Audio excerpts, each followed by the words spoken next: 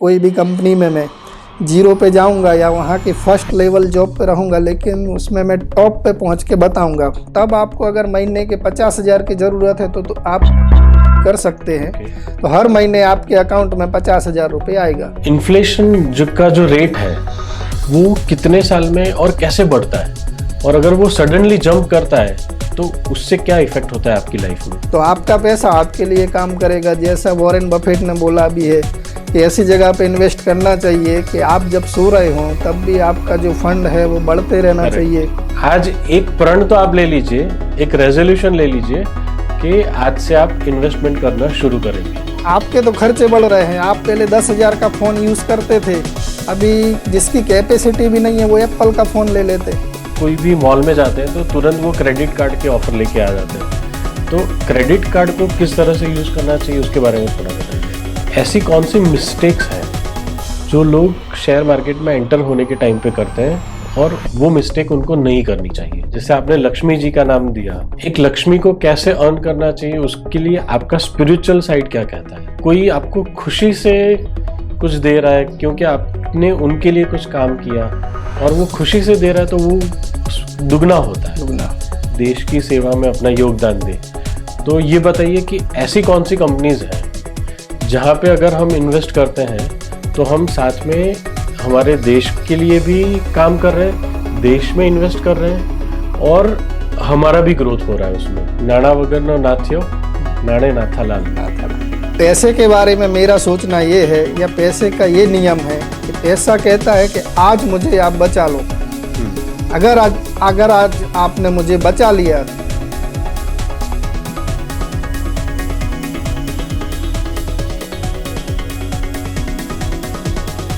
Hello and नमस्ते, welcome to अवतार talks.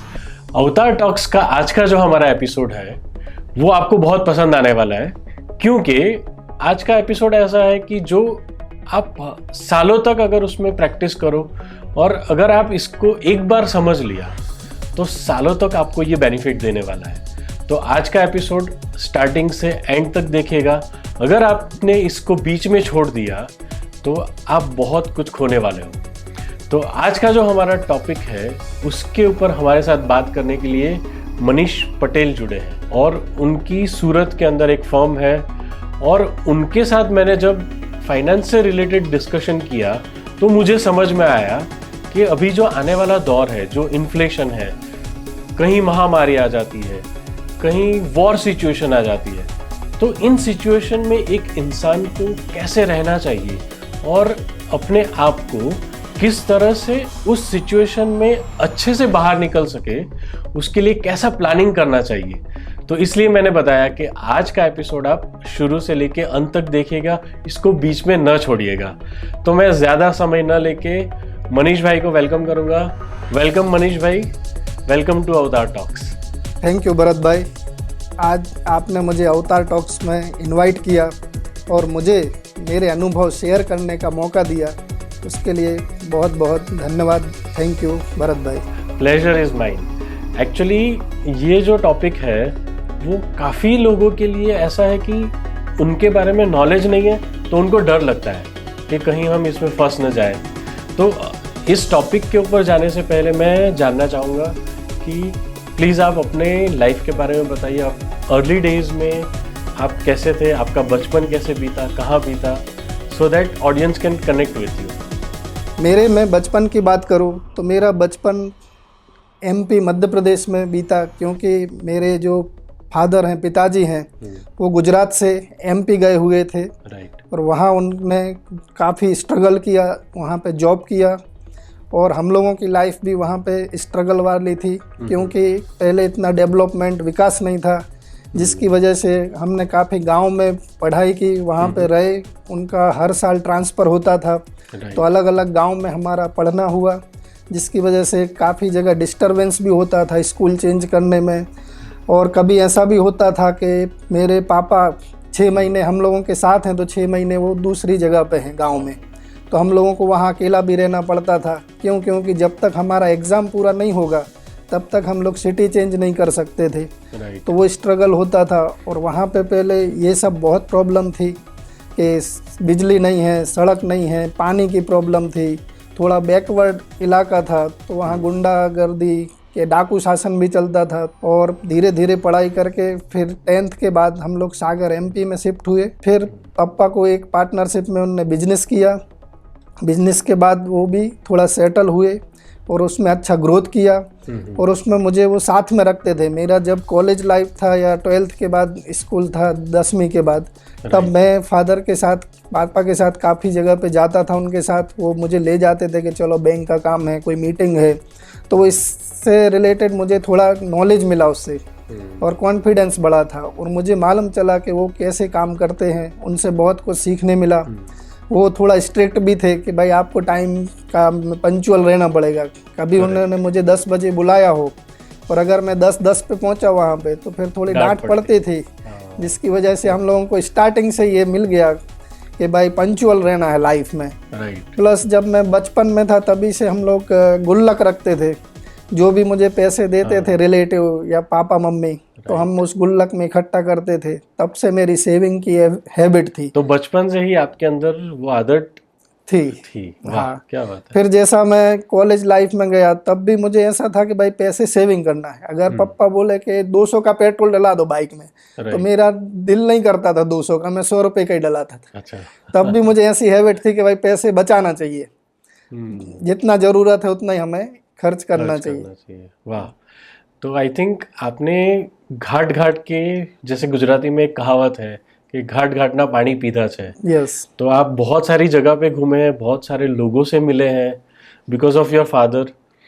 तो मुझे लग रहा है कि आपने अपनी लाइफ में इन लोगों से मिलने के कारण, इन सिचुएशन को फेस करने के कारण, मुझे लगता है you are the best person जिसको मैं पूछ सकता हूँ कि भाई कैसे इन्वेस्ट करें। तो let's jump into the topic. थोड़ा भरत भाई, थोड़ा और मैं बोलना चाहूँगा 2 शब्द कि मैंने जब कॉलेज पूरा किया, मेरा ग्रेजुएशन, पोस्ट ग्रेजुएशन पूरा हुआ, तभी मैंने सोचा था कि मुझे बिजनेस करना है। और मैंने ऐसा बिजनेस स्टार्ट किया था, तब वहाँ पे किसी को समझ में नहीं आता था कि 4 व्हीलर एसेसरीज का बिजनेस था। मेरे फ्रेंड और कलीग्स ऐसा बोलते थे कि भाई यहाँ गाड़ियाँ नहीं है, अब डेकोरेशन किसका करोगे। तो वैसी सिचुएशन में मैंने स्टार्ट किया था वो बिजनेस, और पापा ने मुझे पैसे दिए थे, उससे कम पैसे में मैंने वो बिजनेस स्टार्ट किया था। लेकिन आज भी वो बिजनेस चल रहा है, मेरे भाई चला रहे हैं। और वो बिजनेस ऐसा भी ग्रोथ हुआ था, स्टार्टिंग में ही हमने वो शॉप भी जो रेंट पे थी वो खुद की ले ली थी। 4 व्हीलर एसेसरीज, जो हम लोग गाड़ी लेने के बाद जो जो सामान उसमें डलवाते, जैसे सीट कवर है, मैटिंग है या CD प्लेयर है, जो एक्स्ट्रा काम कराते आप, हम लोग सप्लाई करते थे कितनी बार एजेंसी को है या अदर शॉप को है। और उसके लिए मैं काफ़ी समय दिल्ली भी गया हूँ, महीने में 2-2, 3-3 बार दिल्ली गया हूँ। बाजू में कॉम्पिटिटर ने भी अगर बिजनेस स्टार्ट किया तो उसको भी बहुत कॉम्पिटिशन दिया मैंने, और उसमें भी मैं सक्सेस था। वो मेरे से भले ही बड़ा था बिजनेस में, शॉप में और पैसे में, तो भी मैंने फुल कंपटीशन मेरे नॉलेज से, मेरे एक्सपीरियंस से और मेरी मेहनत से दिया था। तो इसमें आपको क्या लगता है कि ये आई थिंक बहुत सारे लोगों को हेल्प करेगा कि समझिए, जैसे आपने मुझे बोला तो वो मुझे क्लिक कर गया कि मेरे से वो बिजनेस में बड़ा था, पैसों में बड़ा था, फिर भी मैंने उसको टक्कर दी। तो वो आपने कैसे किया? वो मेरा कॉन्फिडेंस पहले से है कि अगर मैं कोई भी फील्ड में रहूँगा तो उसमें मैं टॉप पे रहूँगा। मेरा बड़ी कंपटीशन किसी से होगा नहीं, और होगा तो वो मेरे पीछे ही रहेगा। फिर उसके बाद मैंने बिजनेस के बाद मुझे ऐसा लगा फ्रेंड सर्कल में कि भाई कुछ लोग मुंबई थे, तो भाई मुंबई में भी कुछ अच्छी अपॉर्चुनिटी है, तो मैं वहाँ गया और कुछ समय रहा, लेकिन मुझे वहाँ सूट नहीं हुआ, तो मैं वापस MP आ गया था। फिर बिजनेस को कंटिन्यू किया। उसके बाद थोड़ा मेरा ऐसा था कि मुझे गुजरात जाना है, तो तब मैं सूरत में आया। सूरत में नया नया था, मुझे करना बिजनेस ही था कि 4 व्हीलर एसेसरीज का बिजनेस करेंगे, क्योंकि उसका मुझे अनुभव था। तो मैं वही हेतु से यहाँ सूरत आया था। तो उनके यहाँ पे रहा, मैं सिस्टर के यहाँ है, कजिन ब्रदर के यहाँ पे है। और वहाँ मैंने एक पेपर में ऐड देखा, तो वो ऐड देख के मैं इंटरव्यू देने गया था, और वहाँ काम था स्टॉक मार्केट का। तो वहाँ मैंने इंटरव्यू दिया और वहाँ मेरा सिलेक्शन हो गया। तो मैंने ये सोचा कि कुछ टाइम वहाँ पे जॉब कर लेता हूँ कि जिससे यहाँ का मुझे नॉलेज भी हो जाए। वो जॉब बहुत नॉमिनल से स्टार्ट किया था, जितने में मैं यहाँ सूरत में सस्टेन नहीं कर सकता इतने पैसे में। लेकिन मेरे वहाँ पे सैलरी के साथ कमीशन था, इंसेंटिव था, तो इंसेंटिव के लिए काम करता था। और तब मैं रेंट के मकान में भी रहा हूँ, टीवी फ्रिज के बगैर भी काफ़ी समय रहे, बाइक के बगैर, तो तब भी थोड़ा स्ट्रगल किया 2-3 साल। फिर धीरे धीरे मेरा जो कॉन्फिडेंस आपने पूछा, वो तब भी ऐसा था कि कोई भी कंपनी में मैं 0 पे जाऊंगा या वहाँ के फर्स्ट लेवल जॉब पे रहूंगा, लेकिन उसमें मैं टॉप पे पहुँच के बताऊंगा। वो मेरा सपना था स्कूल लाइफ से और कॉलेज लाइफ से। तो वहाँ पे मैंने धीरे धीरे मेहनत की, दिन रात यही सोचता रहा कि वो जॉब में मैं ग्रोथ कैसे करूँ। और मैंने वो जॉब में ये नहीं सोचा कि मैं यहाँ पे नौकरी कर रहा हूँ या जॉब कर रहा हूँ, ये मेरी कंपनी है, वैसा समझ के मैंने काम किया था। और वहाँ पे एक समय ऐसा था कि मैं टॉप पोजीशन पे था। इसमें ना मुझे ऐसा लग रहा है कि हर एक इंसान का जो माइंडसेट होता है वो बहुत अमेजिंग रोल प्ले करता है। जैसे अगर आपका माइंडसेट है कि भाई मुझे इस फील्ड में, जो भी फील्ड में मैं हूँ, उस फील्ड में मुझे टॉप में जाना है, तो आप टॉप पे जाओगे। राइट, एकदम सही। और अगर आपने सोचा कि भाई मैं तो इनके लिए काम कर रहा हूँ, तो फिर आप उनके लिए ही जिंदगी भर काम करते रहोगे। आप जॉब को जॉब समझोगे तो आप आगे नहीं बढ़ोगे। जैसे अभी हम माइंडसेट के बारे में बात कर रहे थे, तो मुझे ये लग रहा है कि एक इन्वेस्टर जो इन्वेस्ट करता है उसका भी एक माइंडसेट होता है, राइट? तो आप हमें ये बताइए, हमारे दर्शकों को ये बताइए कि इन्वेस्टमेंट कैसे शुरू किया जाता है, इन्वेस्टमेंट कब शुरू करना चाहिए और कितना करना चाहिए। इन्वेस्टमेंट की बात करूं तो बहुत इम्पोर्टेंट आपने क्वेश्चन पूछा। तो मैंने आपको लाइफ का शेयर किया कि मैंने बचपन में इन्वेस्टमेंट चालू कर दिया था गुल्लक से। तो मैं तो यही कहता हूं कि आप अपने बच्चों को इन्वेस्टमेंट एक 5-7 साल की एज से आप उसको हैबिट करा सकते हैं कि कैसे इन्वेस्टमेंट करना है। और तब से अगर वो इन्वेस्ट करेगा तो आगे जाके उसकी हैबिट हो जाएगी इन्वेस्ट की। हाँ, काफ़ी लोगों ने अगर नहीं किया हो तो एनी टाइम आप इन्वेस्टमेंट स्टार्ट कर सकते हैं। मुझे वही चीज़ याद आ रही है जो आपने बोला कि बचपन से हम लोग गुड लक के अंदर पैसे डालते थे, राइट? तो मुझे लग रहा है कि आपका माइंडसेट बचपन से ही इन्वेस्टर की ओर मुड़ रहा था, जबकि आपको नहीं पता था कि आगे चल के क्या होने वाला है, राइट। तो ये पॉइंट मैं इसलिए बता रहा हूँ कि जो लोग भी इस पॉडकास्ट को देख रहे हैं, अपने बच्चों को आज से ही कैसे इन्वेस्ट करना है, कहाँ इन्वेस्ट करना है, उसकी एक ट्रेनिंग आप गुड लक से शुरू कीजिए। श्योर, बिल्कुल सही बात है, राइट बात है। और इन्वेस्टमेंट करने के लिए आप कभी भी स्टार्ट कर सकते हैं। और उसमें ऐसा बहुत से लोगों का सोचना है कि ह्यूज मनी चाहिए इन्वेस्टमेंट करने के लिए, लेकिन आप महीने का 500 रुपये से भी इन्वेस्टमेंट स्टार्ट कर सकते हैं, राइट। और जैसे अभी काफ़ी प्रचलन में है कि SIP सिस्टमेटिक इन्वेस्टमेंट प्लान, जो 500 रुपये से स्टार्ट होती है और कोई भी उसको स्टार्ट कर सकता है। सबसे सेफ इन्वेस्टमेंट किसको कहेंगे? सेफ इन्वेस्टमेंट तो सभी है, लेकिन आपको उसका नॉलेज होना चाहिए। अगर हम बात करें FD की तो वो सेफ है, म्यूचुअल फंड की आप बात करेंगे तो वो भी सेफ है, लेकिन थोड़ा अप एंड डाउन उसमें आते हैं। जैसा आप फंड लेंगे उसके हिसाब से, अगर उसमें भी आप ऐसा फंड लेते हैं जिसमें मार्केट से कोई उसका रिलेशन नहीं है तो वो सेफ है। सेफ तो मार्केट रिलेटेड फंड भी है, लेकिन उसमें थोड़ा फ्लैक्चुएशन रहेगा, मार्केट के हिसाब से वो ऊपर नीचे होगा आपका अमाउंट, लेकिन सेफ वो भी है। और अगर हम लोग अदर असेट क्लास की बात करें कि रियल एस्टेट है, गोल्ड है, राइट, तो उसमें क्या है, थोड़ा अमाउंट आपको ज़्यादा चाहिए। जो सभी के बस की बात नहीं है कि आप 10 लाख की प्रॉपर्टी ले लें, 20 लाख की, 50 लाख की, 1 करोड़ की, राइट। और उसकी जगह पे SIP है या अदर जो अपने पास प्लेटफॉर्म अवेलेबल है, उसमें आप मिनिमम अमाउंट से स्टार्ट कर सकते हैं। तो एक जो मिथ है उसको ब्रेक करना चाहिए कि भाई मेरे पास इतने पैसे नहीं है कि मैं इन्वेस्ट करूं, पर आपके पास जितना भी है मिनिमम से भी स्टार्ट कर सकते हैं, आप शुरू कर सकते हैं। राइट, एज यू सेड कि अगर 500 रुपये भी है तो भी आप इन्वेस्टमेंट स्टार्ट कर सकते। 500 रुपये महीने का, राइट, और महीने का 500 रुपये तो आज के समय में कोई भी बचा सकता है, राइट। और जैसे आप म्यूचुअल फंड के बारे में बता रहे थे, तो मेरे कुछ दोस्तों ने मुझे शेयर किया था, अब इसमें कितनी सच्चाई है वो आप बताइए। उन्होंने बोला कि फॉर एग्जांपल अगर किसी ने म्यूचुअल फंड में इन्वेस्ट करना शुरू किया और उसका ड्यूरेशन है 5 साल, पर अगर उसकी जॉब 2 साल के बाद चली गई या उसको रेगुलर इनकम नहीं हो रही है, तो इस सिनेरियो में क्या होता है, उसके इन्वेस्टमेंट का क्या होता है? म्यूचुअल फंड जो इन्वेस्टमेंट हम लोग करते हैं वो बहुत ही ट्रांसपेरेंट है और उसमें बहुत ही फ्लेक्सिबल है, उसमें काफ़ी ऑप्शन अवेलेबल हैं। अगर आपको ऐसा लगता है कि आपने एसआईपी स्टार्ट की थी और 2 साल बाद आप उसको कंटिन्यू नहीं कर पा रहे हैं कोई भी रीज़न से, तो आप वो एसआईपी को स्टॉप करा सकते हैं। तो आगे नेक्स्ट मंथ से आपका कोई एसआईपी नहीं कट होगी और आपका जो पैसा इन्वेस्टमेंट हो गया है उसको आप चाहें तो विड्रॉ नहीं करेंगे, वो सेविंग ही रहेगा आपका म्यूचुअल फंड में और वो आगे बढ़ता रहेगा as per market, as per आपका fund. So it is very flexible कि इट इज़ वेरी फ्लेक्सिबल, जब भी हम चाहे उसको विड्रॉ कर सकते हैं। और विड्रॉ भी ऐसा नहीं कि आपका जैसे 50,000 रुपये फंड इकट्ठा हुआ तो उसमें से आपको 50,000 ही विड्रॉ करना है। आप उसमें से 30,000 20,000 जितना आपको नीड है उसके हिसाब से भी आप उसमें से विड्रॉ कर सकते हैं। तो ऐसा भी कर सकता है कि कुछ समय के लिए उसको स्टॉप कर दे, फिर जैसे उसका सही समय आएगा या उसके पास इनकम चालू हो जाएगी तो वो कंटिन्यू सेम एसआईपी चालू कर सकता है।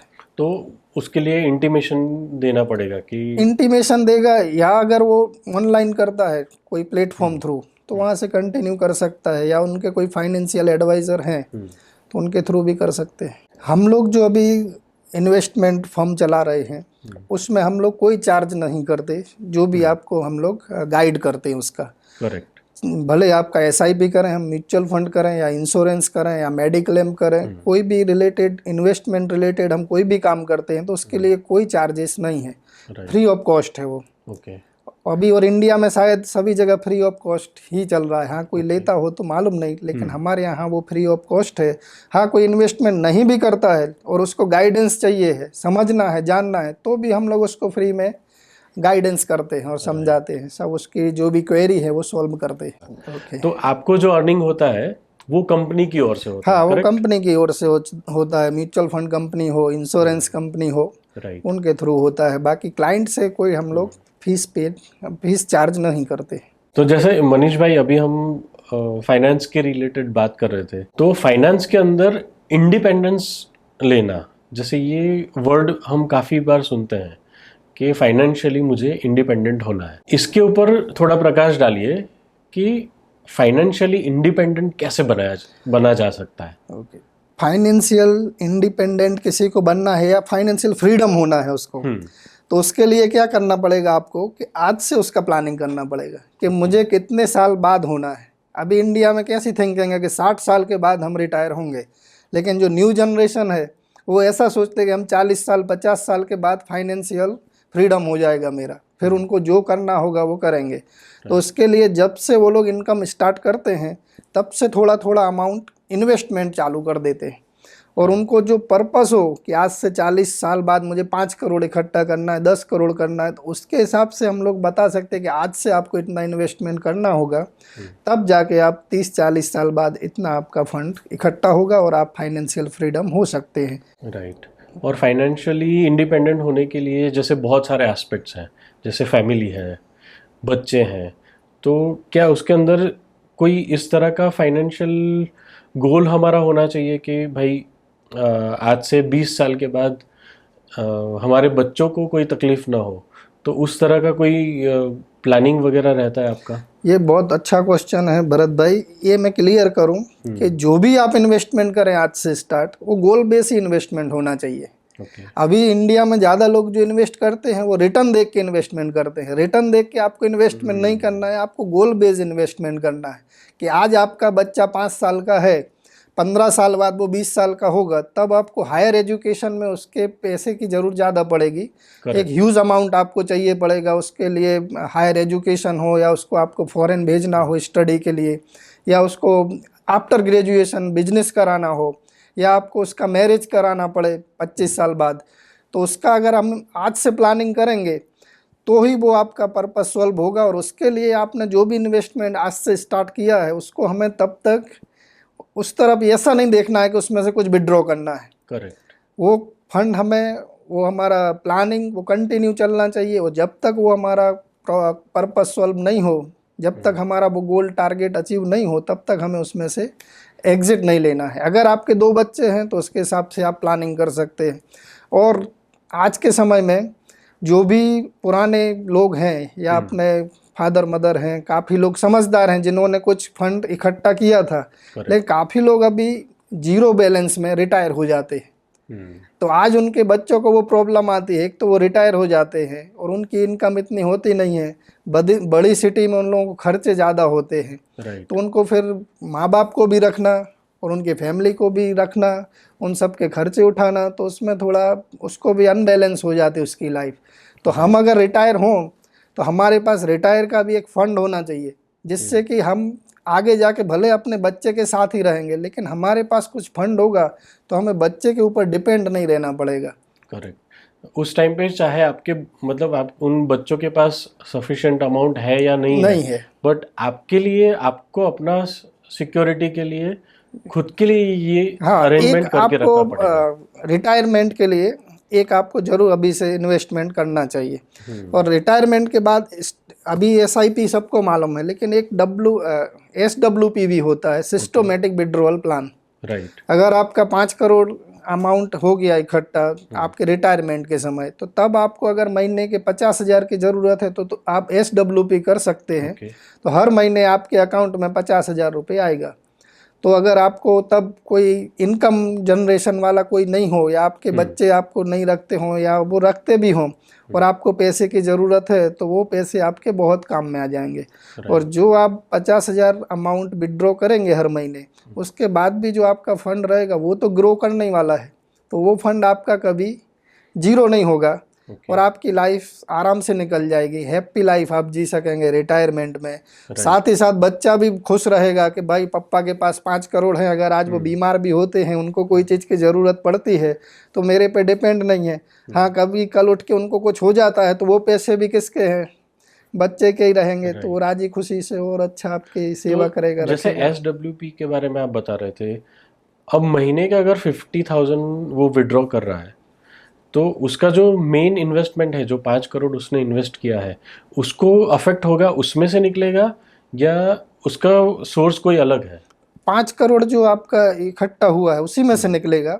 लेकिन आप हर महीने 50-50 हज़ार रुपये विड्रॉ कर रहे हैं, तो आपके साल के हुए 6 लाख।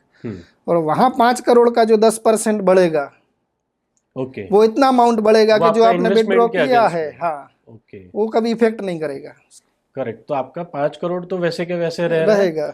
उसके अलावा आपको महीने का 50,000 एज एन इन्वेस्टमेंट का आपको रिटर्न मिल रहा है। हाँ, एज आप पेंशन भी गिन सकते हैं कि आपकी पेंशन स्टार्ट हो गई तो रिटायरमेंट के बाद। SWP ये तो बहुत अच्छा इन्वेस्टमेंट प्लान है, तो उसमें मिनिमम कितना इन्वेस्टमेंट होना चाहिए अगर किसी को करना है तो? जो अभी आप SIP करेंगे 5,000 10,000 की, जो आपकी कैपेसिटी हो उतना तो करना ही चाहिए। एडवाइज़र के ऊपर, या तो जो प्लानर है आपका फाइनेंशियल प्लानर, वो आपको 2,000 बोलता हो तो 2,000 की नहीं, अगर आपकी कैपेसिटी 4,000 5,000 की है, 10,000 की है, 20,000 की है, तो आप उतना इन्वेस्टमेंट करिए। जितना आप इन्वेस्टमेंट अभी करोगे वो आपके लिए कर रहे हैं। करेक्ट। वो पैसे आपके ही काम में आने वाले हैं। चलो कभी बीच में कुछ ज़रूर पड़ेगी तब आपको काम में आ जाएगा, तब नहीं ज़रूर पड़ी तो लास्ट में जब आपका रिटायरमेंट का टाइम आएगा तब वो पैसा आपका यूज़ होगा, उसमें से आप फिर SWP कर सकते। और दूसरा ऑप्शन ये भी है, अगर लोगों को म्यूचुअल फंड में नहीं जाना है तो इंश्योरेंस में भी अभी काफ़ी ऐसे प्लान हैं, पेंशन प्लान वगैरह हैं, जिसमें अभी आप 10 बरस या 15 साल भर सकते हो और आपकी रिटायरमेंट की एज में एक जो आप अमाउंट फिक्स करेंगे वो अमाउंट आपको मिलता रहेगा। तो उसमें भी जा सकते हैं आप। अभी काफ़ी ऑप्शन अवेलेबल है इंश्योरेंस में भी और म्यूचुअल फंड में भी। तो मनीष भाई, हम आपका पूरा उपयोग करना चाहते हैं। आप हमारे दर्शकों को कुछ ऐसा प्लान बताइए, जैसे अभी जो हमारा कन्वर्सेशन हुआ वो भी बहुत फ्रूटफुल है। मुझे लग रहा है कि जैसे हमने बात की कि भाई एक मिनिमम अमाउंट से शुरू करो, पर स्टार्ट करो। उसके बाद सेकंड स्टेप है आप अपना गोल बनाओ। कि कौन से कितने साल में आपको क्या पैसा बनाना है, कितना बनाना है, किसके लिए बनाना है। राइट। और थर्ड थिंग जो आपने बोला कि आपने जो भी इन्वेस्टमेंट किया, अब उसको आप एक ऐसी जगह पे पार्क करो कि वो आपको रेगुलरली इनकम दे और आपकी कैपिटल भी एज इट इज रहे। तो ये जो पैथ सिलेक्ट करना है, उसकी शुरुआत कहाँ से करें? उसकी शुरुआत जैसे हमने स्टार्टिंग में ही बोला था कि छोटे इन्वेस्टमेंट से करना पड़ेगा। तो अगर आप जब भी जॉब स्टार्ट करते हैं, या चलो अभी आपने जॉब स्टार्ट कर भी दिया और आपकी समथिंग 10 बरस भी हो गए, लेकिन आपने अभी तक इन्वेस्टमेंट नहीं किया है तो जब जागे तब सवेरा, लेट नहीं हुए हैं आप, आई थिंक तब से आप स्टार्ट कर सकते हैं इन्वेस्टमेंट का आपकी जर्नी, और वो कंटिन्यू चला सकते हैं, और उसका आप बेनिफिट जब आपको ज़रूर होगी तब भी मिलेगा, और लास्ट में तो मिलेगा ही जब आप रिटायरमेंट होगा। और हम लोग ने अभी जो बात की कि म्यूचुअल फंड, इंश्योरेंस, उसके साथ साथ आप गोल्ड में भी इन्वेस्टमेंट कर सकते हैं। गोल्ड में लोगों को ये लगता है कि हम फिजिकल गोल्ड ले सकते हैं, लेकिन अभी के जो समय है उसमें आप गोल्ड में भी SIP कर सकते हैं हर महीने की 1000 की। अगर आपको ऐसा लगता है कि मुझे गोल्ड में ज़्यादा इंटरेस्ट है गोल्ड लेने में, तो आप उसमें SIP आज से स्टार्ट कर दो। आपके बच्चे जब बड़े होंगे, उनके मैरिज का समय आएगा, तब आप वो SIP विड्रॉ करके गोल्ड ले सकते हो। और आपको इसमें ये भी बेनिफिट है कि फिजिकल हमें उसको लॉकर में रखना पड़ेगा, सेफ्टी का इशू आता है, लॉकर का भी चार्जेस लगता है बैंक में। इसमें आपको कोई चार्जेस भी नहीं लगेगा, कोई रिस्क भी नहीं है, और जितना गोल्ड बढ़ेगा उतना उसका वैल्यू बढ़ेगा आपके SIP का। तो जैसे कि ये डिजिटल गोल्ड बाई करने जैसा है। यस। पर इसके अंदर क्या रिस्क नहीं होगा? नहीं, बिल्कुल रिस्क नहीं होगा। आज जो भी है, म्यूचुअल फंड हो या इंश्योरेंस हो या बैंक हो, वो सब गवर्नमेंट के अंडर में है। जैसे कि बैंकों के ऊपर RBI आता है, तो वैसा म्यूचुअल फंड के ऊपर से भी आता है security exchange board of India. कोई भी म्यूचुअल फंड कंपनी हो, उसमें उनके खुद के रूल्स नहीं चलेंगे। जो सेबी रूल्स बनाएगा, उनके जो रेगुलेशन होंगे वो उनको फॉलो करना पड़ेगा, इसलिए उसमें रिस्क नहीं है। तो जैसे अभी हम वॉर का सिचुएशन देख रहे हैं, और मैंने देखा है कि वॉर सिचुएशन जब भी आती है तब इन्फ्लेशन स्पाइक करता है। तो हमारे दर्शकों को ये बताइए कि इन्फ्लेशन का जो रेट है वो कितने साल में और कैसे बढ़ता है, और अगर वो सडनली जंप करता है तो उससे क्या इफेक्ट होता है आपकी लाइफ में? इन्फ्लेशन की बात करें हम लोग, तो इन्फ्लेशन 2 प्रकार का है। एक तो जो हमें रियल गवर्नमेंट भी बोलती है कि भाई अभी 5.5-6% महंगाई दर है। इन्फ्लेशन मतलब महंगाई का दर, करेक्ट। जो आप कुछ नहीं करो तो भी इतना इंक्रीज होना ही है कि 5 से 6% हर चीज़ का भाव बढ़ेगा। जो आपकी डेली नीड की वस्तु है, रोटी, कपड़ा, मकान, राइट, या तो हम डेली यूज़ में दूध यूज़ करते हैं, खाने पीने की वस्तु यूज़ करते हैं, तो उन सब में आपका 6% बढ़ेगा ऑन एन एवरेज, अगर हम लोग निकालें इन्फ्लेशन। और रियल में अगर आप कहीं इन्वेस्ट कर रहे हैं और वो भी आपको रिटर्न 6% दे रहा है, तो उसमें आपको कुछ रिटर्न नहीं मिलेगा, आपकी वेल्थ क्रिएट नहीं होगी। सेफ्टी तो चलो है, उससे ज़्यादा सेफ हो सकता है कि उसमें फ्लैक्चुएशन नहीं आएगा, ऊपर नीचे नहीं होगा। FD की बात करें हम लोग, हाँ, मैं समझ गया आपका इशारा FD की तरफ। हाँ, FD ऐसा नहीं बोल रहा कि नहीं करना चाहिए, FD भी करना चाहिए, FD भी अच्छी वस्तु है, लेकिन हमें कितना पैसा कौन सी असेट क्लास में इन्वेस्ट करना है वो हमें मालूम होना चाहिए। I think this is very good and very important point कि बैंक के अंदर आपको इन्वेस्टमेंट पे कितना इंटरेस्ट मिल रहा है, और दूसरी जगह पे अगर वही पैसा आप अच्छी जगह पे या ऐसी जगह पे पार्क करो जहाँ पे आपको बैंक से ज़्यादा इंटरेस्ट मिले और वो सेफ रूट हो। राइट। जैसे FD अगर आप करते हैं तो FD में अगर ऑन एन एवरेज 7% का भी इंटरेस्ट हम लोग काउंट करें, तो अगर FD आज हमने की 10,000 की, और अगर 10 साल बाद हमारा पैसा 20 साल का होता है फॉर एन एग्जाम्पल, तो आज जो वैल्यू 10,000 की है वो 10 साल बाद 20,000 की वैल्यू उतनी नहीं होगी। भले पैसा अपना डबल हुआ, लेकिन जितनी वस्तुएं आज 10,000 में मिल रही हैं उतनी वस्तुएं कल 20,000 में नहीं मिलेगी। मतलब आपका वेल्थ कहीं ना कहीं थोड़ा क्रिएट नहीं हुआ है, आपकी सेफ्टी हो गई और थोड़ा आपको रिटर्न मिल गया है। एक टाइम पे FD अच्छे थे, बहुत बढ़िया था इन्वेस्टमेंट के लिए। तब क्या था, इन्फ्लेशन बहुत नीचे था। आज से काफ़ी साल पहले की बात करें कि अपने दादा हों या पप्पा लोग हैं, वो लोग FD करते थे, क्योंकि तब FD का रिटर्न 10% के ऊपर था, इन्फ्लेशन 3-4% था। करेक्ट। तो हमें रिटर्न बहुत अच्छा मिलता था और सेफ्टी भी थी, और दूसरे ऑप्शन भी अवेलेबल नहीं थे तब। अभी अपन ने ये बात है कि तो पहले की और अबे के थोड़ा डिफरेंस हम लोग देख लें। जो पहले का समय था और आज का समय है, पहले ये खर्चे नहीं थे हमारे, खाली यही खर्चे थे कि डेली नीड की वस्तुएं थी। अभी हमारे मोबाइल का खर्चा है, घूमने का खर्चा है, कपड़े का खर्चा है, गाड़ी का खर्चा है, बाइक का खर्चा है, रिचार्ज का खर्चा है मोबाइल के। तो ऐसे काफ़ी अपने जो एक्सपेंस हैं वो बढ़ गए हैं, जिसकी वजह से अभी हमें इन्वेस्टमेंट को डाइवर्सिफाई करना पड़ेगा कि थोड़ा एफडी में करेंगे, थोड़ा म्यूचुअल फंड में तक करेंगे, इंश्योरेंस भी जरूरी है, मेडिक्लेम भी जरूरी है, और साथ ही साथ स्टॉक मार्केट में अगर आपको नॉलेज हो या आपके कोई प्लानर हो जो आपको गाइड कर सके या आप थोड़ा नॉलेज ले सके, तो उसमें भी इन्वेस्टमेंट आप कर सकते हैं। और ये सभी इन्वेस्टमेंट कितना परसेंट कौन सी असेट क्लास में करना है वो आपको नॉलेज नहीं हो तो आपका जो फाइनेंशियल प्लानर है उसके साथ आप बैठ के डिस्कशन करके अगर अच्छी जगह पे सही इन्वेस्टमेंट करेंगे तो आपका जो वेल्थ बनने का चांसेस है वो ह्यूज बढ़ने का चांस बहुत ज़्यादा है। करेक्ट। आई थिंक मुझे लगता है कि यही जगह पे एक फाइनेंशियल एडवाइजर का होना बहुत ज़रूरी है। हाँ, ऐसे समय पे फाइनेंशियल प्लानर का होना ज़रूरी है। राइट। और वो इसका इम्पोर्टेंस लोगों को आज नहीं मालूम चलेगा तो कल उठ के मालूम चलने ही वाला है। करेक्ट। थोड़ा स्टॉक मार्केट की बात निकली है तो उसका भी थोड़ा मैं बता दूं कि स्टॉक मार्केट में इन्वेस्टमेंट आप छोटे अमाउंट से भी कर सकते हैं, जैसे हमारी बात हुई महीने का 500 रुपये से भी।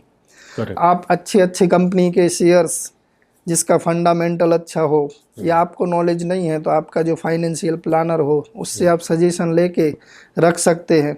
राइट। कंपनियों में ग्रोथ होगा, कंपनियों के शेयर का प्राइस बढ़ेगा, आप कुछ नहीं करेंगे, आपने खाली इन्वेस्टमेंट कर दिया, आपके लिए वो कंपनियां 24 कलाक काम कर रही हैं, 24 घंटे उनकी यूनिट चालू रहती है, उनके पास सब कुछ है, उनके पास एचआर भी है, उनके पास लोन लेने की कैपेसिटी भी है, उनके पास लोन भरने की भी कैपेसिटी है, उनके पास सेल्स भी है, उनके पास अलग अलग सभी डिपार्टमेंट हैं और वो लोग शिफ्ट वाइज काम करते हैं। आप संडे को काम नहीं करते लेकिन वो लोग संडे को भी काम करते हैं। तो आपका पैसा आपके लिए काम करेगा। जैसा वॉरेन बफेट ने बोला भी है कि ऐसी जगह पे इन्वेस्ट करना चाहिए कि आप जब सो रहे हों तब भी आपका जो फंड है वो बढ़ते रहना चाहिए।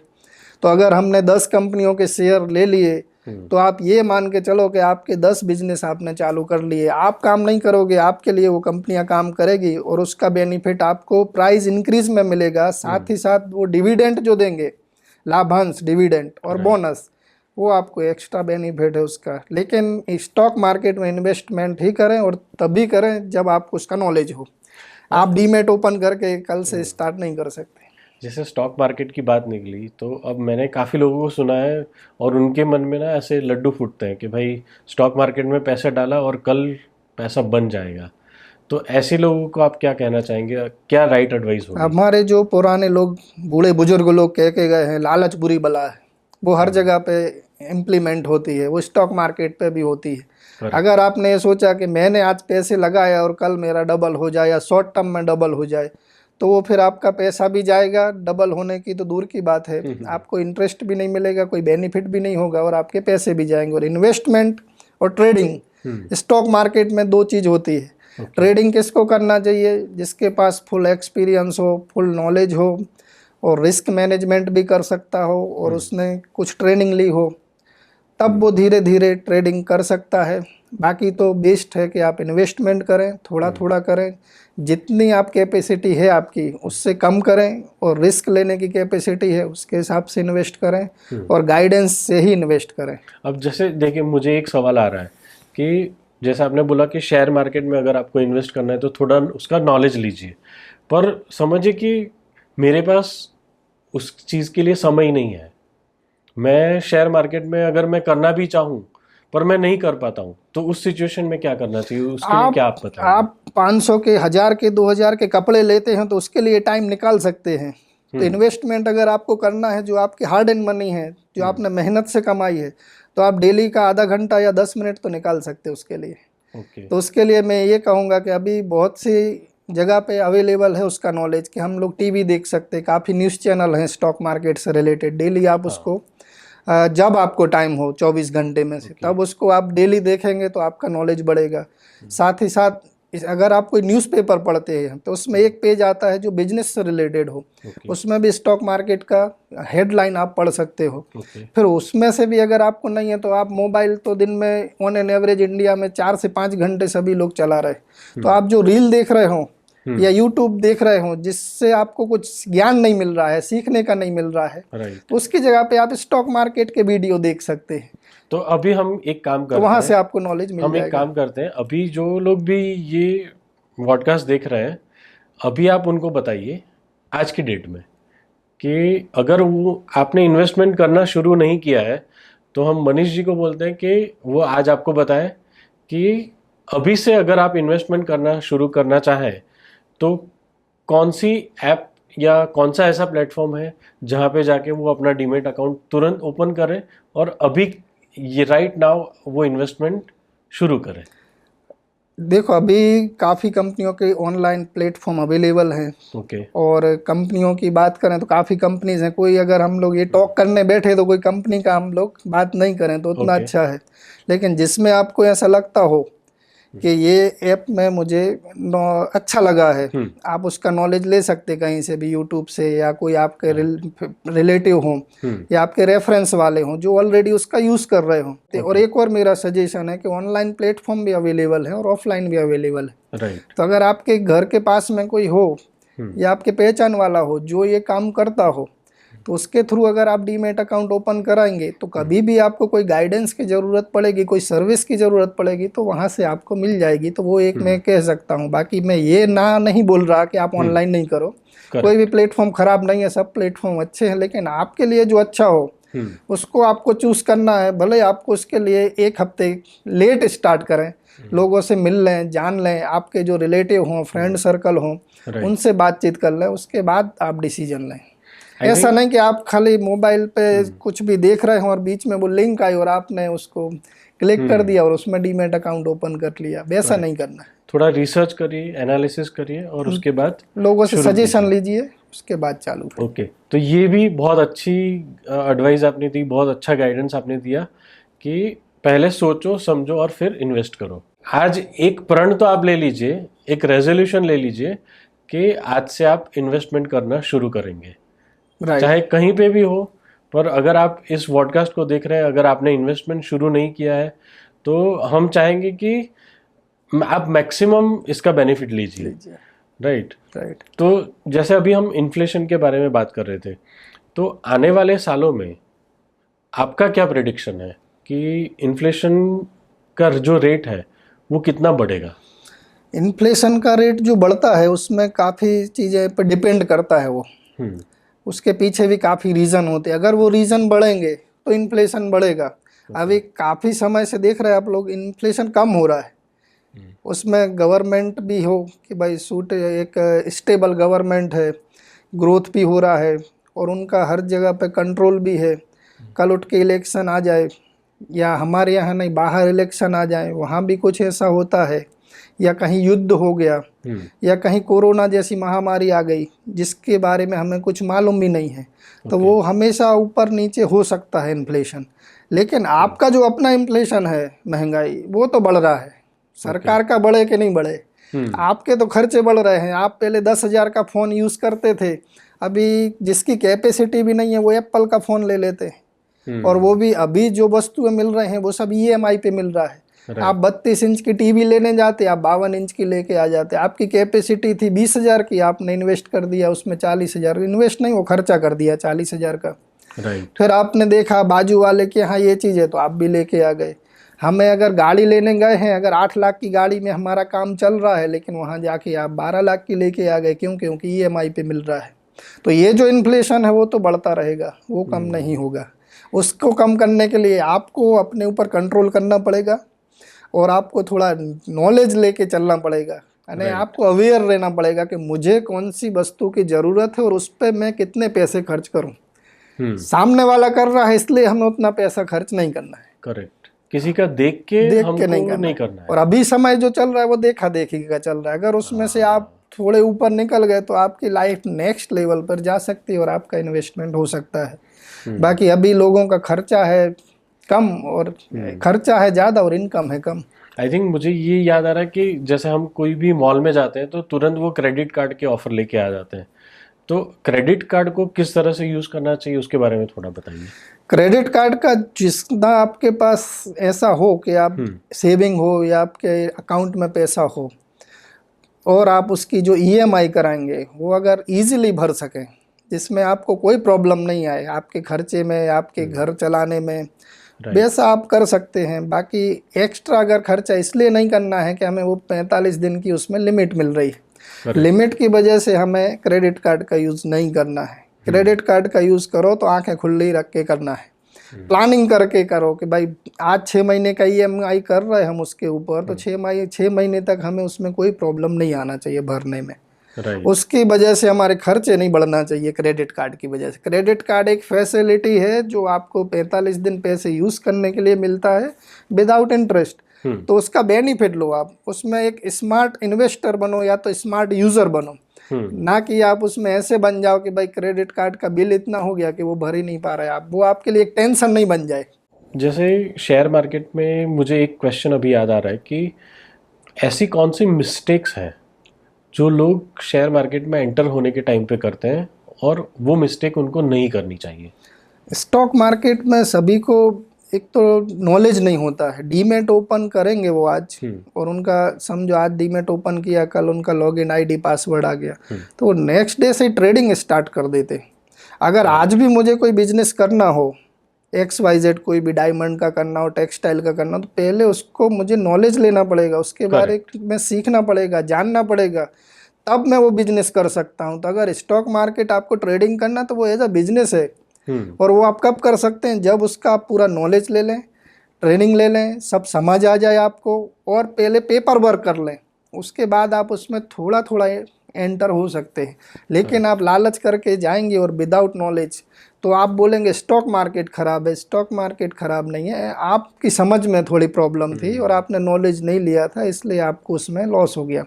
इन्वेस्टमेंट में भी ऐसा है, अगर आपने समझो किसी से भी पूछ लिया जिसको नॉलेज नहीं है, और उसने बोला ये शेयर ले लो, अब उस शेयर के बारे में आप कुछ नहीं जानते, वो कंपनी के बारे में कुछ नहीं जानते, और उसके आपने शेयर ले लिए, तो शायद उसमें भी इन्वेस्टमेंट में भी आपको लॉस हो सकता है। करेक्ट। तो अगर इन्वेस्टमेंट करें या ट्रेडिंग करें तो उसका पहले नॉलेज लें, रिसर्च करें, उसके बाद उसमें थोड़ा इन्वेस्ट करें। आपका कोई ऐसा इंसिडेंट आपको याद है कि जहाँ पे आपने सोचा नहीं, आप उसमें कूद गए और उसमें लॉस हुआ, ऐसा कोई इंसिडेंट आप शेयर करना चाहेंगे? जब कोरोना आया था 2020 में, तब हमें नहीं मालूम था कि ऐसा कुछ आएगा और इतना मार्केट करेक्शन देगा। तब थोड़ा ऐसा अनुभव हुआ कि मैंने जो इन्वेस्ट किया था या लोगों का जो करवाया था म्यूचुअल फंड में, और लोगों ने जो डायरेक्ट भी लिए हों शेयर, तो उनके तब काफ़ी प्राइस नीचे आ गया था। तो तब ऐसा था कि भाई ये एक तो महामारी भी ऐसी थी कि उसका सॉल्यूशन किसी को नहीं मालूम था तब कि कब पूरी होगी, क्या उसका सॉल्यूशन है, कब मार्केट ऊपर आएगा, कब आपका इन्वेस्टमेंट ऊपर आएगा। तो तब वो एक्सीडेंट ऐसा था कि पूरी लाइफ टाइम याद रहेगा। लेकिन वो चीज़, उससे भी हमें सीखने को बहुत कुछ मिला कि जब भी मार्केट करेक्शन देता है ऐसा, और अगर आपने तब इन्वेस्टमेंट किया म्यूचुअल फंड में या अच्छे शेयर्स में, आपके जो प्लानर हैं फाइनेंशियल, उनका सजेशन लेके, तो आपका अमाउंट बहुत जल्दी वेल्थ क्रिएट होती है। क्योंकि आप अगर हाई पे कोई चीज़ लेंगे और अगर सस्ती मिल रही है वहाँ लेंगे, तो आपको रिटर्न हाई पे उतना जल्दी नहीं मिलेगा जितना आपने नीचे के प्राइस पे बाय कर लिया था, वहाँ से आपको अच्छा रिटर्न मिलेगा। जैसे अपन बात करें कि दिवाली पे आता है सेल सेल सेल, भाई टीवी पे सेल, फ्रिज पे सेल, ये गाड़ियों पे सेल, तब मुश्किल से 5% का भी सेल नहीं होता है लोग, लेकिन तब भी ऐसी वस्तुएं ले लेते हैं जिसकी उनको ज़रूरत नहीं होती है।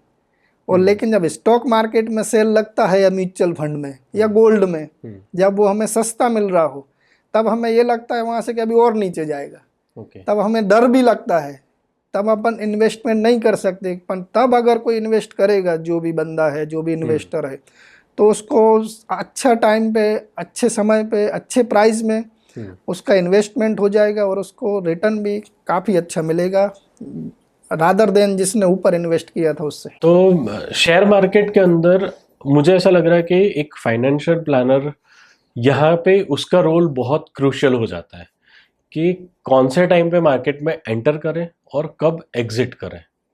करेक्ट। तो क्या आप रेगुलर बेसिस पे उनको एडवाइस करते हैं या वो आपसे कांटेक्ट करते हैं कि भाई मुझे अभी एग्जिट करना है या एंट्री करना है? अभी हम लोग किसी भी क्लाइंट को एंट्री एग्जिट का तो कोई सजेशन देते नहीं है, क्योंकि वो सेबी से परमिशन ही नहीं है। अगर क्लाइंट को ऐसा लगता है कि भाई मैंने ये इन्वेस्टमेंट किया था और आज मुझे इन्वेस्टमेंट पे अच्छा वेल्थ बन गया है, अच्छा प्राइस ऊपर आ गया है, तो उसके लिए मैं ये सजेशन दे सकता हूँ कि आपको अगर ऐसा लगता है कि आपने जो इन्वेस्टमेंट किया था वहाँ से वो डबल हो गया है या 3 गुना हो गया है, तो आप ऐसा कर सकते हैं कि आपका जो कैपिटल है उसको विड्रॉ कर सकते हो, और जो आपका प्रॉफिट है उसको आप रहने देंगे, तो वो बढ़ने दो, फिर आपकी कोई रिस्क नहीं है। क्यों? क्योंकि जो रिस्क थी वो आपकी कैपिटल की थी, वो आपने उसको वहाँ से विड्रॉ कर लिया है। राइट। तो जैसे आप मैक्सिमम बेनिफिट लेने की बात कर रहे थे, तो स्टॉक मार्केट में राइट एंट्री पॉइंट कौन सा है? स्टॉक मार्केट में हो या कोई भी इन्वेस्टमेंट में हो, आज का दिन बेस्ट है इन्वेस्टमेंट करने के लिए। क्योंकि अगर हम सोचते आ ही रहे हैं लोग काफ़ी वर्षों से कि हम कल सुबह उठ के एक्सरसाइज करने जाएंगे, वो कल किसी का हुआ नहीं। करेक्ट। ऐसा लगता है भाई अभी ठंडी बहुत है, थोड़ी गर्मी आएगी तब करेंगे, गर्मी आ जाएगी तो ऐसा लगता है भाई अभी गर्मी थोड़ी कम होगी तब हम एक्सरसाइज करेंगे, बारिश में तो कोई करने जाएगा नहीं। तो ऐसे अगर हम सोचते रहेंगे तो कभी नहीं होगा। इन्वेस्टमेंट का बेस्ट टाइम आज है। आज आप कहीं से भी 500 रुपये का एक SIP या छोटा नॉमिनल जो आपको जहाँ पे भी इन्वेस्टमेंट करना है वो आपको आज से स्टार्ट करना चाहिए। मुझे यहाँ पे ये याद आ रहा है कि मैंने काफ़ी बार मेरे बड़ों से सुना है, जाग्या तैयार थी सवार। मतलब जब जहाँ से आपको समझ में आया कि अब इन्वेस्टमेंट करना है, बस वहीं से जब जागे तब सवेरा है। राइट। फिर हमें आर्ग्यूमेंट नहीं करना है कि कल करेंगे, अभी ऊपर है मार्केट, अभी मेरे पास पैसे नहीं है, या मुझे दूसरी जगह पे खर्चे हैं। ऐसा बहुत सी प्रॉब्लम सभी के पास रहती है आर्ग्यूमेंट, तो वो नहीं करना है। आप आज से स्टार्ट करिए, क्योंकि अच्छी हैबिट जब आप चालू करेंगे तभी से वो चालू होगी, और उसका आपको रिटर्न या उसका फायदा आपको आगे समय में जाके मिलेगा।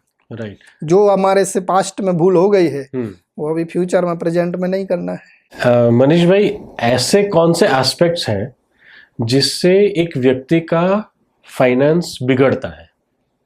उसके लिए आपका क्या ऑब्जर्वेशन है? यदि हम जो हमारी लिमिट है उसके बाहर जाके कुछ भी करेंगे तो उससे हमारा बैलेंस बिगड़ेगा फाइनेंशियली। ओके। जैसे हमने पहले भी बात की कि अगर हमें कोई वस्तु पे खर्चा करना है 100 रुपये और हम लोग करेंगे 120 रुपया। लाइफस्टाइल, आज जो लाइफ स्टाइल चेंज हो गई है, जो डिजिटल युग आ गया है, डिजिटल हम जो मोबाइल पे सोशल मीडिया पे एक्टिव रहते हैं कि दूसरे लोग यहाँ घूमने गए, उन्होंने ये लिया, जो भी आज व्यक्ति जो करता है वो पोस्ट हर एक कर देता है हमारे ऊपर। तो उसको देख के अगर हम लोग कुछ करने जाएंगे और हमें अपनी लिमिट नहीं मालूम, तो फिर अपना फाइनेंशियल बिगड़ नहीं वाला है। और आज काफ़ी लोगों का फाइनेंशियल बिगड़ ही रहा है इसी वजह से। तो ये बहुत ज़रूरी है कि आप इन्वेस्टमेंट करें, फाइनेंशियल प्लानिंग को समझें, उसका नॉलेज लें और उसको जानें, क्योंकि ये चीज़ एक ऐसी है जो आपकी लाइफ को ख़राब भी कर सकती है और बहुत अच्छी बनाई भी सकती है। तो ये जो सब्जेक्ट है इस पे सभी को फोकस करना चाहिए।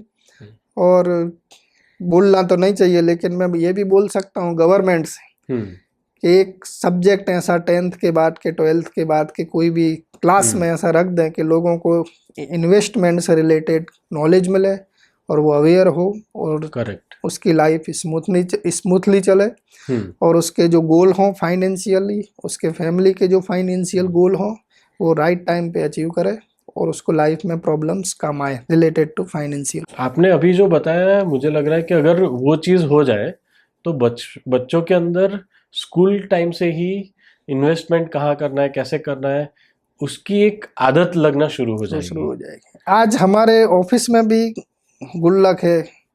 अच्छा।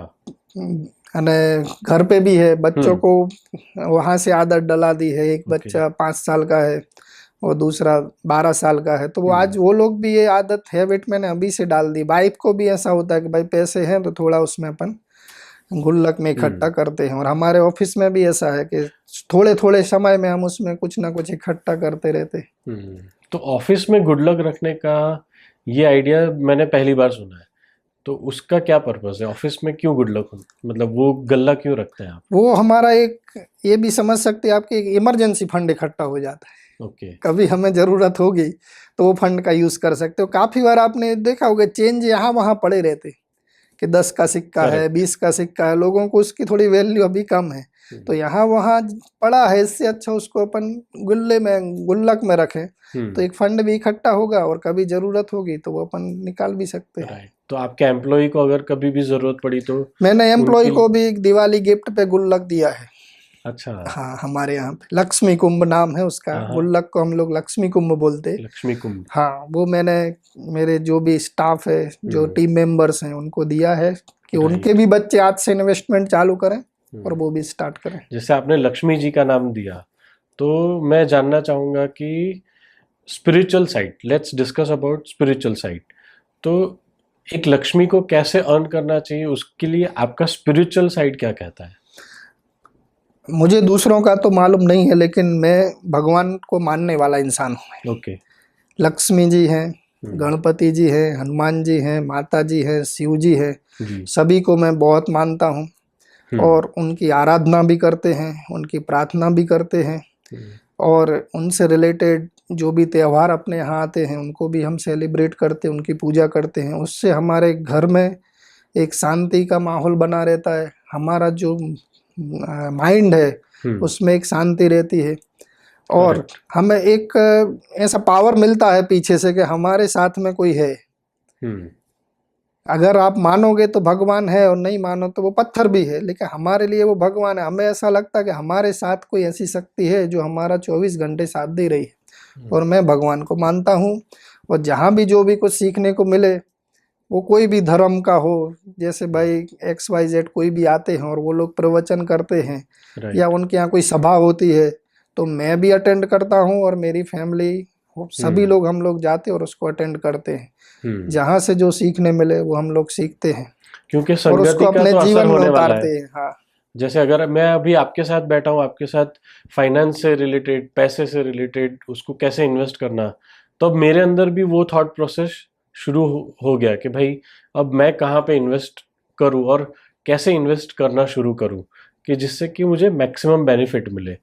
मैंने ये क्वेश्चन आपको इसलिए पूछा, लक्ष्मी जी वाला, कि कई लोग ऐसा सोचते हैं कि हम शॉर्टकट में पैसे कमाते हैं और फिर उसको डबल करते हैं। तो ये जो एथिक्स वाला पार्ट है ना, वो मुझे बहुत अट्रैक्ट करता है। तो उसके बारे में हम जानना चाहेंगे कि आपका क्या एक्सपीरियंस है। जहाँ आपकी नीति सही होगी वहाँ पे लक्ष्मी जी आएगी। जहाँ आपने बोला कि इथिकल नहीं है, नैतिकता नहीं है, अनैतिक काम करोगे आप, पैसे तो आ जाएंगे, जैसे रास्ते से आएंगे वैसे रास्ते से जाएंगे वो, ऐसा मेरा मानना है। बाकी कुछ भी हो सकता है, लेकिन भाई अच्छे कमाई से, अच्छे रास्ते से अगर लक्ष्मी जी आई है, हमने अर्निंग किया है, तो उसका इफेक्ट हमारी फैमिली पे, हमारे पे और हमारे बच्चों पर पड़ता है उसका इफेक्ट। करेक्ट। और हम लोग जो भी मेहनत करते हैं, हाँ, और वो नीति से ही कमाते। और हमारे जो फादर हैं या हमारा जो बैकग्राउंड है, हमारे जो संस्कार हैं, वो हमको यही मिले हैं कि आप नीति से ही कमाएं। कम कमाएंगे तो चलेगा, लेकिन अच्छा कमाएं, और लोगों का हाय लेने से अच्छा उनके आशीर्वाद से हम लोग कमाएं पैसे। क्या बात है, ये बहुत इंपॉर्टेंट है कि कोई आपको खुशी से कुछ दे रहा है क्योंकि आपने उनके लिए कुछ काम किया और वो खुशी से दे रहा है, तो वो दुगना होता है। ये मेरा खुद का भी अनुभव है कि जब हम खुशी से किसी के लिए काम करते हैं, उनकी लाइफ में कुछ बेनिफिट के लिए काम करते हैं, तो वो चीज़ डबल होती है। वो मैंने भी एक्सपीरियंस किया है। और काफ़ी मेरे ऐसे भी क्लाइंट हैं जिनकी एज आज काफ़ी ज़्यादा हो गई है, तो उनसे भी मिलता हूँ, तो वो भी मुझे इन्वेस्टमेंट तो देते हैं, साथ ही साथ उनका आशीर्वाद बहुत मिलता है मुझे।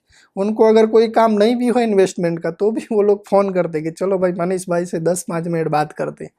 उनको भी खुशी मिलती और मुझे भी खुशी मिलती। और काम नहीं हो तो भी मैं मिलने जाता हूँ, उनके पैर छूता हूँ, उनके आशीर्वाद लेता हूँ। उनमें मैं अपने फादर मदर, अपने दादा को ही देखता हूँ। अगर कोई आपसे सीखना चाहे कि कैसे हमारे फाइनेंस को प्लान करें, कौन सी जगह पे हमारे पैसे पार्क करें, अगर वो आपसे सीखना चाहे तो कौन से माध्यम से आपसे जुड़ सकता है? अगर किसी को इन्वेस्टमेंट करना है हमारे थ्रू, तो आजकल तो ऑनलाइन का डिजिटलाइजेशन का ज़माना है, डिजिटल सब कुछ हो गया है। तो हमारे ऐसे भी इन्वेस्टर या क्लाइंट्स हैं जो आउट ऑफ सिटी के भी हैं और आउट ऑफ स्टेट के भी हैं और आउट ऑफ कंट्री के भी हैं। ओके। तो आप कभी भी एनी टाइम हमारा नंबर होता है, फ़ोन नंबर से कांटेक्ट कर सकते हैं, व्हाट्सएप से कांटेक्ट कर सकते हैं, Right. मेल के थ्रू कांटेक्ट कर सकते हैं, और 1 to 1 मिलके तो कर ही सकते हैं आप। हम उसमें आपकी तो सारी जो इन्फॉर्मेशन है वो वीडियो में कैप्शन में नीचे रखेंगे। तो हम ये चाहते हैं कि मेरा खुद का ये इंटेंशन है कि जो लोग इन्वेस्टमेंट नहीं करते हैं वो इन्वेस्टमेंट शुरू करें, कहीं से भी शुरू करें, आज से शुरू करें। हमारा भी यही इंटेंशन है कि देश की अर्थव्यवस्था में हमारा भी योगदान हो। अगर Right. लोग इन्वेस्टमेंट बढ़ाएंगे तो हमारी देश की अर्थव्यवस्था सुधरेगी, उसकी खुद की अर्थव्यवस्था सुधरेगी। हम लोग डायरेक्ट बॉर्डर पे जाके लड़ नहीं सकते, लेकिन देश के लिए ये तो कर सकते कि लोगों को stock market, mutual fund, insurance और मेडिक्लेम, ये सभी वस्तुओं से अवेयर करें, उनका इन्वेस्टमेंट कराएं, उनकी वेल्थ क्रिएट हो, जिससे कि उनकी लाइफ नेक्स्ट लेवल पर जाए और हमारा देश भी ग्रोथ करेगा, हमारे इन्वेस्टर भी ग्रोथ करेंगे। यही हमारा इंटेंशन है। तो जैसे आपने बोला कि देश की सेवा में अपना योगदान दे, तो ये बताइए कि ऐसी कौन सी कंपनीज हैं जहाँ पे अगर हम इन्वेस्ट करते हैं तो हम साथ में हमारे देश के लिए भी काम कर रहे हैं, देश में इन्वेस्ट कर रहे हैं और हमारा भी ग्रोथ हो रहा है उसमें।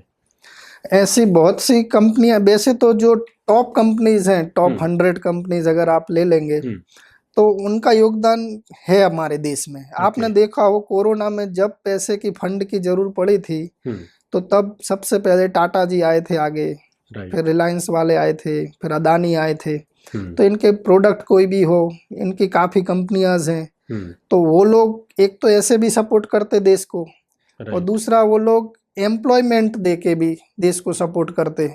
वो लोग रोजगार ही दे रहे, और डायरेक्टली और इनडायरेक्टली लाखों लोगों को वो लोग रोजगार दे रहे। तो ऐसी काफ़ी कंपनियां हैं। और ऐसी गवर्नमेंट की भी कोई स्कीम्स है या गवर्नमेंट के भी कोई ऐसे प्रोग्राम्स हैं जहाँ पे एक नॉर्मल इंसान भी इन्वेस्ट करे ताकि वो गवर्नमेंट में योगदान दे, कंट्री की ग्रोथ में योगदान दे? वैसे गवर्नमेंट काफ़ी बॉन्ड बाहर लाती है, तब अगर आप उसमें इन्वेस्ट करते हो तो उसमें आपको टैक्सेशन का भी रिबेट मिलता है और प्लस सिक्योरिटी भी फुल होती है। प्लस गवर्नमेंट से रिलेटेड काफ़ी सेक्टर भी हैं, उससे रिलेटेड भी हम लोग, जैसे रोड ट्रांसपोर्ट है, सोलर है, डिफेंस है, गवर्नमेंट कंपनीज हैं, उनमें भी कर सकते। प्लस काफ़ी समय पर गोल्ड की भी स्कीम ऐसी आती जो गवर्नमेंट बाहर लाती है कि आपका जो गोल्ड का प्राइस बढ़ेगा वो तो आपको बेनिफिट होगा, प्लस वो लोग भी बेनिफिट कुछ % देते हैं, और साथ ही साथ टैक्स में भी आपको बेनिफिट होता है। तो उसके लिए आप तो जब भी इन्वेस्ट करें तो आपके जो फाइनेंशियल प्लानर हैं उनसे मिलें, या तो आज का समय जो डिजिटलाइजेशन का है, ऑनलाइन का है, तो आप गूगल पर भी सर्च कर सकते हैं, यूट्यूब पर भी सर्च कर सकते हैं। करेक्ट। उसके बाद आप उसमें इन्वेस्ट कर सकते हैं। मुझे ना एक क्वेश्चन बहुत टाइम से सता रहा है कि समझिए अगर वॉर सिचुएशन आ गई, अब मैंने कहीं पे मेरे पैसे पार्क किए हैं, तो मैं ये रेशियो समझना चाहता हूँ कि एक इंसान को कितना पैसा इन्वेस्ट करना चाहिए और कितना हार्ड कैश अपने पास रखना चाहिए। एक रिजर्व फंड, उसको रिजर्व फंड बोलते हैं हम लोग। 6 महीने का रिजर्व फंड आपके पास होना चाहिए कि अगर 6 महीने तक आपके पास 1 रुपये भी इनकम नहीं आए तो भी आपका घर चलना चाहिए, जो आपकी EMI चल रही है वो भी कंटिन्यू जाना चाहिए, आपके बच्चे की ट्यूशन फीस हो, पढ़ाई का खर्चा हो, आपके घर के जो भी खर्चे हों वो सब निकल जाएं। जैसे ऑन एन एवरेज अगर 50,000 कोई का खर्चा है मंथली, तो डिवाइडेड बाई 6 कर दो, तो 3 लाख रुपए आपके पास एक रिजर्व होना चाहिए। और कितना फंड, मैंने लास्ट में भी बोला था कि कितना फंड हमें किस में इन्वेस्ट करना चाहिए वो आपको मालूम होना चाहिए, क्योंकि कोई भी एसेट क्लास खराब नहीं है, उसके अपने बेनिफिट हैं, वो आपको मालूम होना चाहिए, और उसके कुछ ना कुछ थोड़े माइनस पॉइंट हैं तो वो भी आपको मालूम होना चाहिए। तो मुझे ऐसा लग रहा है कि जैसे अगर कोई वॉर सिचुएशन आई या कोई महामारी आई तो उन चीज़ों को निपटने में कम से कम 2 या 3 महीने तो लगते हैं। अगर वॉर हुआ तो कम से कम 6 महीना लगता है। तो वो हमको प्लान करना चाहिए कि भाई उतनी हार्ड कैश भी रखें और उतना हमारा इन्वेस्टमेंट भी हो। तो जैसे इन्वेस्टमेंट हमने देखा कि म्यूचुअल फंड है, ऑनलाइन है, ट्रेडिंग है, उसके अलावा और कौन सा सेक्टर है जहाँ पे अगर हम इन्वेस्ट करें तो मैक्सिमम बेनिफिट मिलता है? हमने जो बात की FD, mutual fund, gold, stock market, insurance, mediclaim, ये इंश्योरेंस और जो मेडिक्लेम है वो इन्वेस्टमेंट नहीं है, वो नीड है आपकी कि आप कभी भी बीमार होते हैं और आपने अगर 5 लाख का मेडिक्लेम लेके रखा है तो आपको 5 लाख रुपए तक की तो टेंशन नहीं है। अगर आपका मेडिक्लेम नहीं है और आपके घर में कोई बीमार हो गया और 3-4 लाख का खर्चा आ गया, तो जो आपने सेविंग किया होगा वो सब सेविंग आपका हॉस्पिटल में चला जाएगा। तो इसके लिए बहुत ज़रूरी है कि सफिशिएंट अमाउंट का मेडिक्लेम होना चाहिए। राइट। और दूसरा हमने बात की कि इंश्योरेंस का, तो अभी टर्म प्लान चलता है, तो सभी लोगों से यही कहना है कि अगर यंग हैं आप, अर्ली एज में आपने अर्निंग स्टार्ट कर दिया है और अगर आप टर्म प्लान ले लेते हैं तो 10 साल 12 साल भर के आप लाइफ टाइम के लिए अपना अच्छा ऐसा अमाउंट का आप टर्म प्लान लेके शांति से, सेफ्टी से लाइफ को आगे ले जा सकते हैं। तो एक अर्ली एज में टर्म प्लान लेना भी जरूरी है। और उसके बाद पेंशन प्लान, और उसमें अलग अलग मार्केट लिंक भी प्लान है जिसमें आपको इंश्योरेंस भी मिलेगा, साथ ही साथ आपका फंड मार्केट में भी इन्वेस्ट होगा, तो डबल बेनिफिट भी है।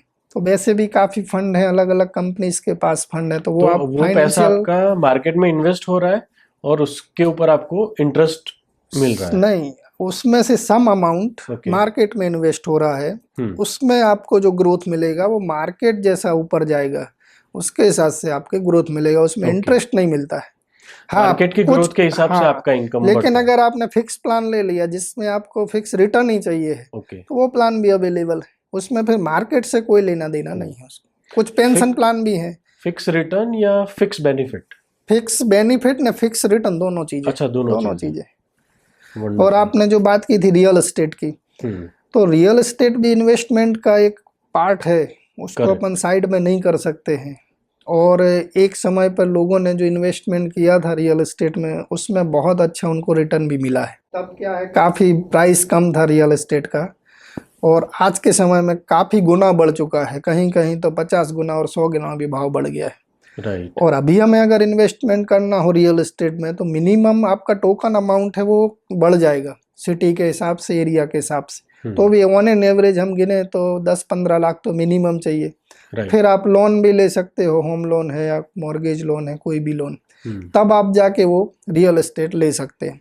और रियल एस्टेट का ये बेनिफिट है कि उसमें प्राइस फ्लक्चुएशन इतना नहीं होता है। जैसे मैं आपकी बातें सुन रहा हूँ तो मुझे एक ओवरऑल सिनेरियो समझ में आ रहा है कि जब एक पर्सन इन्वेस्टमेंट के लिए जाता है, ये पॉइंट क्या है, मतलब जैसे मैं सुन रहा था तो मुझे समझ में आ रहा था कि एक नॉर्मल इंसान जो अपने दिन भर में हज़ारों काम कर रहा है, अपने फैमिली को देख रहा है, अपनी ऑफिस लाइफ, अपने बिजनेस को हैंडल कर रहा है, तो उनके पास वो विजन नहीं होगा जो एक फाइनेंशियल प्लानर के पास होगा। राइट। तो मेरे लिए अगर मैं खुद की बात करूं तो मुझे ये समझ में आ रहा है कि सच में जैसे आपने बिगिनिंग में बताया कि एक हमारा फैमिली डॉक्टर होता है, तो उस तरह से हमको हमारा एक फाइनेंशियल प्लानर भी रखना चाहिए। It is very very crucial, ताकि हम आगे चल के कहीं ठोकर ना खाए, कोई गलत ट्रैक पे ना चले जाए। ठोकर खाने से सीखने में आपको नुकसान होगा।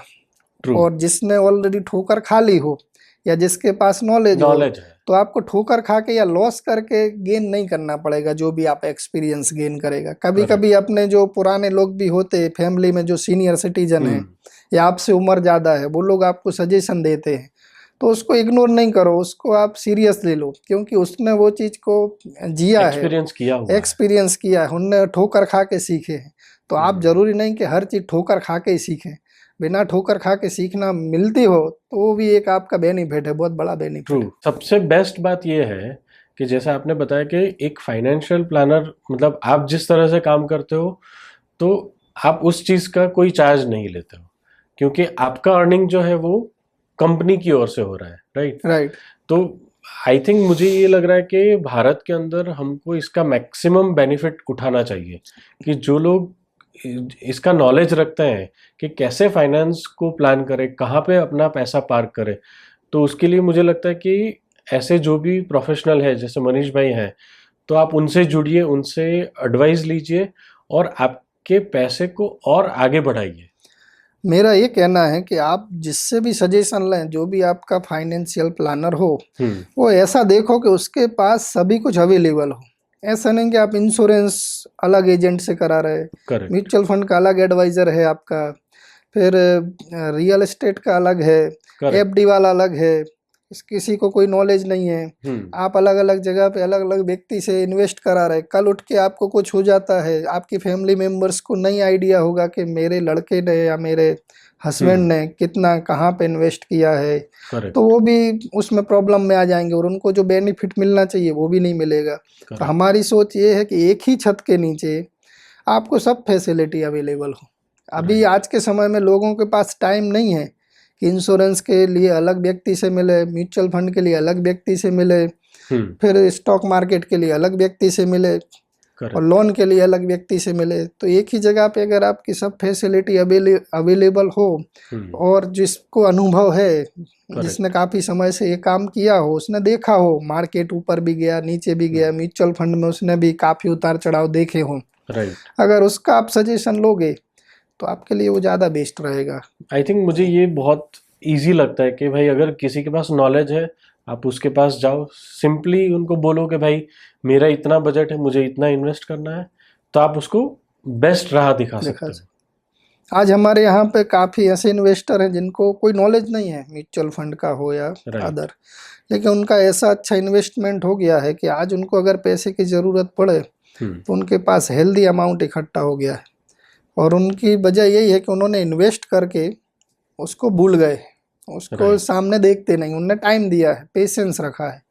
तो ऐसे लोग भी हमारे यहाँ जो काफ़ी अच्छा इन्वेस्टमेंट आज उनका हो गया है और उनको आज मंदी के समय में, काफ़ी इंडस्ट्री में भी मंदी चल रही है, उनको टेंशन नहीं है मंदी का।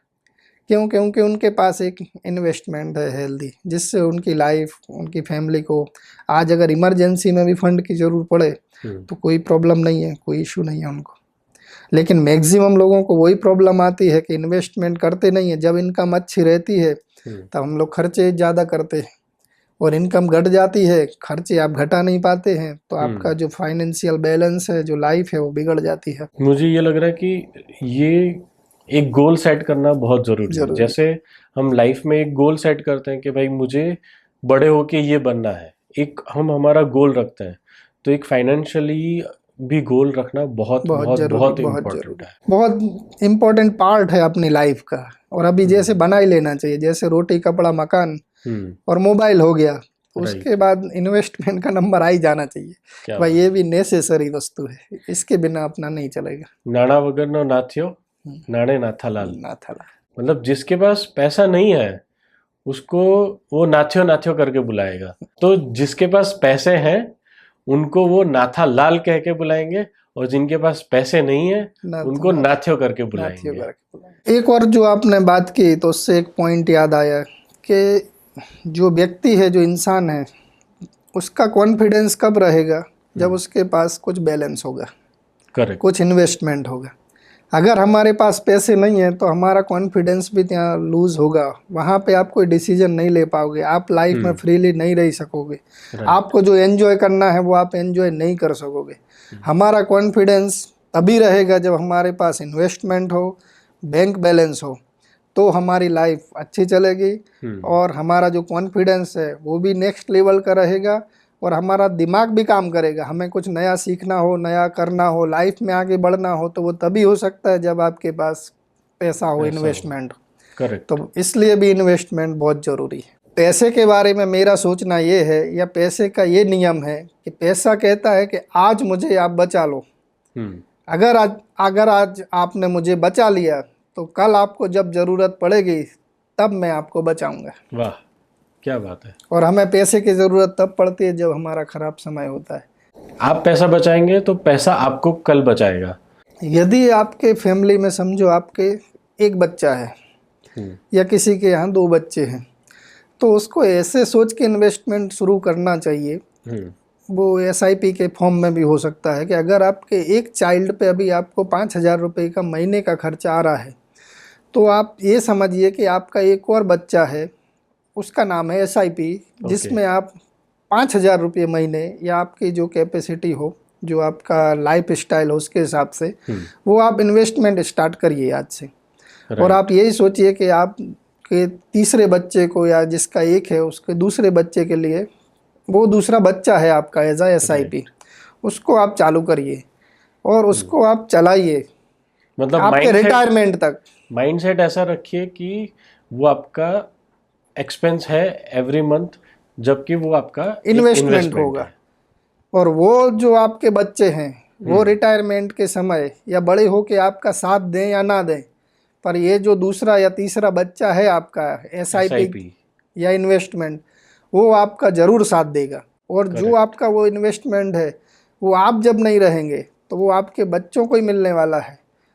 तो आपका बच्चा भी आपको अच्छे से रखेगा और वो भी टेंशन फ्री रहेगा और आप भी टेंशन फ्री रहोगे। तो इन्वेस्टमेंट के लिए अभी से एक ये माइंड सेट कर दें हम कि एक और हमारा बच्चा है या फैमिली मेम्बर्स है और उसका हमारा इतना एक्सपेंस है, उतने का हम इन्वेस्टमेंट चालू कर दें और उसको चलते रहने दें, जिससे कि आगे आने वाले समय में वो आपके काम में आएगा, बहुत आपको सपोर्ट करेगा, बहुत आपकी मदद करेगा। मतलब आप सबके घर के अंदर एक बच्चा तो जरूर होना चाहिए जिसका नाम हो SIP इन्वेस्टमेंट। वाह। तो मनीष भाई आपका बहुत बहुत धन्यवाद अवतार टॉक्स में हमको इतनी सारी अच्छी अच्छी टिप्स देने के लिए। हम आपके साथ और एक पॉडकास्ट करना चाहेंगे, तो आप अभी से सोचना शुरू कीजिए कि हम ऐसा कौन सा टॉपिक ले नेक्स्ट जो लोगों के जीवन में ज़बरदस्त पैसा कमा के दे, उनको एक अच्छा इन्वेस्टमेंट प्लान दे सके। तो हम नेक्स्ट पॉडकास्ट में ज़रूर आपसे मिलेंगे। थैंक यू भरत भाई, थैंक यू अवतार टॉक्स जो मुझे यहाँ बुलाया और मुझे अपॉर्चुनिटी दी, जो मैंने एक्सपीरियंस शेयर किया, उसके लिए थैंक यू भरत भाई। Thank you so much. Thank you.